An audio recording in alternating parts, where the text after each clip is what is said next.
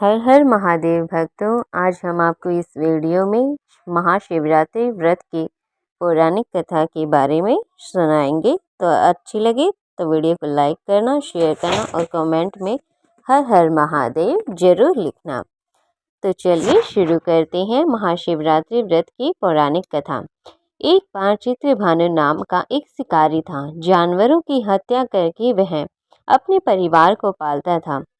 वह एक साहूकार का कर्जदार था, लेकिन उसका ऋण समय पर न चुका सका।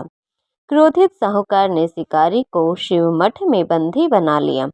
संयोग से उस दिन महाशिवरात्रि थी। शिकारी ध्यान मग्न होकर शिव संबंधी धार्मिक बातें सुनता रहा और चतुर्दशी को उसने शिवरात्रि व्रत की कथा भी सुनी। शाम होते ही साहूकार ने उसे अपने पास बुलाया और ऋण चुकाने के विषय में बात की। शिकारी अगले दिन सारा ऋण लौटा देने का वचन देकर वहां उनके बंधन से छूट गया और अपनी दिनचर्या की भांति वह जंगल में शिकार के लिए निकला। लेकिन दिन भर बंदी गृह में रहने के कारण भूख प्यास से व्याकुल था। शिकारी खोजता हुआ शिकार को वह दूर तक निकल गया। जब अंधकार हो गया तो उसने विचार किया कि रात जंगल में ही बितानी पड़ेगी। वह वन एक तालाब के किनारे एक बेल के पेड़ पर चढ़कर रात बीतने का इंतजार करने लगा। बेल वृक्ष के नीचे शिवलिंग था, जो बिल्व पत्रों से ढका हुआ था। शिकारी को उसका पता न चला। पड़ाव बनाते समय उसने जो टहनियां तोड़ी, वे संयोग से शिवलिंग पर गिरती चली गई। इस प्रकार दिन भर भूखे प्यासे शिकारी का व्रत भी हो गया और शिवलिंग पर बिल्व पत्र भी चढ़ गए।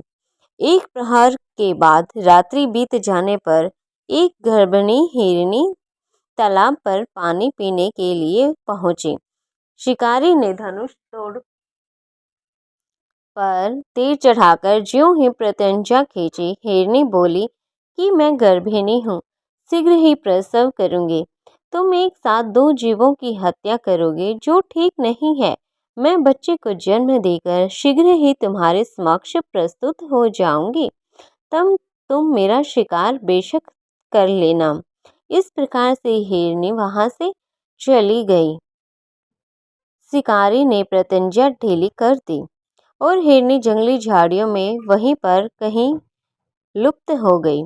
प्रत्यंचा चढ़ाने तथा ढीली करने के वक्त भी कुछ बिल्व पत्र अनायास ही टूटकर वहां नीचे रखे शिवलिंग पर गिर गए। इस प्रकार उससे अनजाने में ही प्रथम प्रहर का पूजन भी संपन्न हो गया। कुछ ही देर बाद एक और हिरनी उधर से निकली। शिकारी की प्रसन्नता का ठिकाना न रहा। समीप आने पर उसने धनुष पर बाण चढ़ाया। तब उसे देख हिरनी ने विनम्रता पूर्वक निवेदन किया कि हे शिकारी, मैं थोड़ी देर पहले ऋतु से निवृत्त हुई हूँ। कामातुर विरहिणी हूँ, अपने प्रिय की खोज में भटक रही हूँ। मैं अपने पति से मिलकर शीघ्र ही तुम्हारे पास आ जाऊंगी। शिकारी ने उसे भी जाने दिया। दो बार शिकार को खोकर उसका माथा ठनका। वह चिंता में पड़ गया कि रात्रि का आखिरी पहर बीत रहा था। इस बार भी धनुष से लगकर कुछ बेलपत्र शिवलिंग पर जा गिरे तथा दूसरे प्रहर का भी पूजन इस प्रकार से अनजाने में उससे संपन्न हो गया। इस प्रकार करते करते तभी एक अन्य हिरनी अपने बच्चों के साथ उधर से निकले। शिकारी के लिए यह स्वर्णिम अवसर था। उसने धनुष पर तीर चढ़ाने में देर नहीं लगाई। वह तीर छोड़ने ही वाला था कि हिरनी बोली, हे शिकारी, मैं इन बच्चों को इनके पिता के हवाले करके लौट आऊंगी। इस समय तुम मुझे मत मारो। क्योंकि शिकारी फिर हंसा और बोला, सामने आए शिकार को छोड़ दूं? मैं ऐसा मूर्ख नहीं। इससे पहले मैं 2 बार अपना शिकार खो चुका हूँ। मेरे बच्चे भी भूख प्यास से व्यग्र हो रहे होंगे। उत्तर में हिरनी ने फिर कहा, जैसे तुम्हें अपने बच्चों की ममता सता रही है, ठीक उसी प्रकार मुझे भी अपने बच्चों की चिंता सता रही है। हे शिकारी, तुम मेरा विश्वास करो।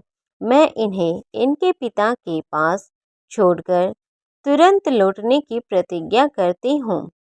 हिरनी का दुख भरा स्वर सुनकर शिकारी को उस पर भी दया आ गई। उसने उस मृगी को भी जाने दिया। शिकार के अभाव में तथा भूख प्यास से व्याकुल शिकारी अनजाने में ही बेल वृक्ष पर बैठा बेलपत्र तोड़ तोड़कर नीचे फेंकता जा रहा था। पांव फटने को हुए तो एक हष्ट पुष्ट मृग उसी रास्ते पर आया। शिकारी ने सोच लिया कि इसका शिकार वह अवश्य करेगा। शिकारी की तनी प्रत्यंचा को देखकर मृग विनीत स्वर में बोला, हे शिकारी, यदि तुमने मुझसे पूर्व आने वाले 3 मृगियों तथा छोटे छोटे बच्चों को मार डाला है तो मुझे भी मारने में विलंब न करो, ताकि मुझे उनके वियोग में एक क्षण भी दुख न सहना पड़े। मैं उन हिरनियों का पति हूँ। यदि तुमने उन्हें जीवन दान दिया है तो मुझे भी कुछ क्षण का जीवन देने की कृपा करो। मैं उनसे मिलकर तुम्हारे समक्ष अवश्य उपस्थित हो जाऊंगा। मृग की बातें सुनते ही शिकारी के सामने पूरी रात का घटना चक्र घूम गया। उसने सारी कथा मृग को सुना दी। तब मृग ने कहा, मेरी तीनों पत्नियां जिस प्रकार प्रतिज्ञाबद्ध होकर गई हैं, मेरी मृत्यु से अपने धर्म का पालन नहीं कर पाएंगी। अतः जैसे तुमने उन्हें विश्वास पात्र मानकर छोड़ा है, वैसे ही मुझे भी जाने दो। मैं उन सब के साथ तुम्हारे सामने शीघ्र ही उपस्थित होता हूँ। शिकारी ने उसे भी जाने दिया। इस प्रकार प्रातः हो गई। उपवास और रात्रि जागरण तथा शिवलिंग पर बेलपत्र चढ़ने से अनजाने में ही उस पर शिवरात्रि की पूजा पूर्ण हो गई। पर अनजाने में ही की हुई पूजन का परिणाम उसे तत्काल मिला। शिकारी का हिंसक हृदय निर्मल हो गया। उसमें भगवत शक्ति का वास हो गया। थोड़ी ही देर बाद वह मृग सपरिवार शिकारी के समक्ष उपस्थित हो गया, ताकि वह उनका शिकार कर सके। किंतु जंगली पशुओं की ऐसी सत्यता, सात्विकता और सामूहिक प्रेम भावना देखकर शिकारी को बड़ी गलानी हुई। उसने मृग परिवार को जीवन दान दे दिया और अनजाने में ही शिवरात्रि के व्रत का पालन करने पर शिकारी को मोक्ष और शिवलोक की प्राप्ति हुई। तो यह थी महाशिवरात्रि पर्व की व्रत कथा। तो वीडियो आपको अच्छी लगी तो वीडियो को लाइक करना, शेयर करना और कमेंट में हर हर महादेव अवश्य लिखना और चैनल को प्लीज़ सब्सक्राइब जरूर कीजिएगा। हर हर